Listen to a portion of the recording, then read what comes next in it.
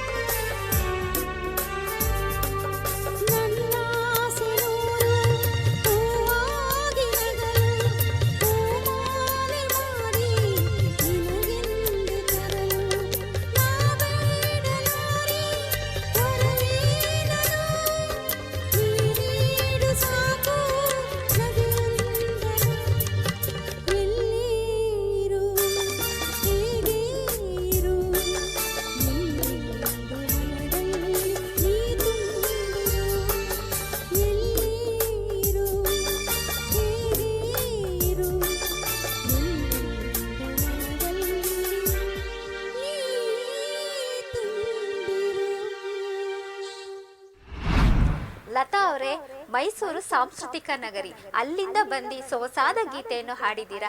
ಈ ವೇದಿಕೆ ಬಗ್ಗೆ ಇಲ್ಲಿವರೆಗೂ ಬಂದು ನಿಮ್ಗೆ ಹೇಗೆ ಅನ್ನಿಸ್ತು? ಮೇಡಮ್, ನನಗೆ ಈ ವೇದಿಕೆಗೆ ಅವಕಾಶ ಮಾಡಿಕೊಟ್ಟ ಮಂಜುನಾಥ್ರಿಗೆ ನನಗೆ ತುಂಬ ಖುಷಿ ಆಗ್ತಾ ಇದೆ. ಹೊಸ ಹೊಸ ಪ್ರತಿಭೆಗಳು ಬೆಳಿಬೇಕು ಅಂತ ಈ ವೇದಿಕೆ ಅವಕಾಶ ಮಾಡಿಕೊಡ್ತಾ ಇದ್ದಾರೆ. ಹಾಗಾಗಿ ನನಗೆ ತುಂಬ ಇಷ್ಟ ಆಯಿತು.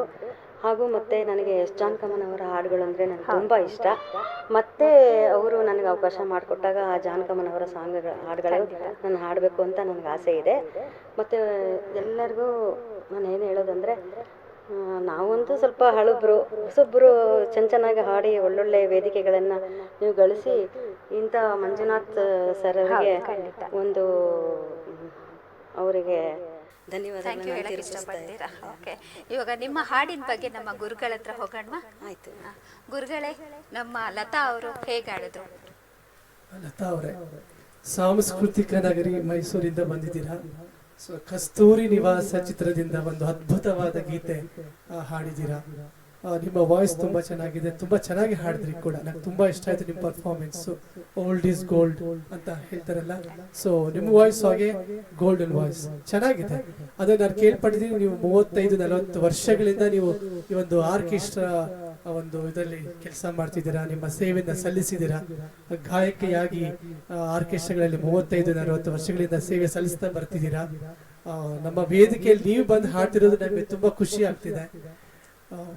ತುಂಬಾ ಇಷ್ಟ ಆಯ್ತು ನಿಮ್ಮ ಪರ್ಫಾರ್ಮೆನ್ಸ್, ನಾನು ಎಂಜಾಯ್ ಮಾಡಿದೆ.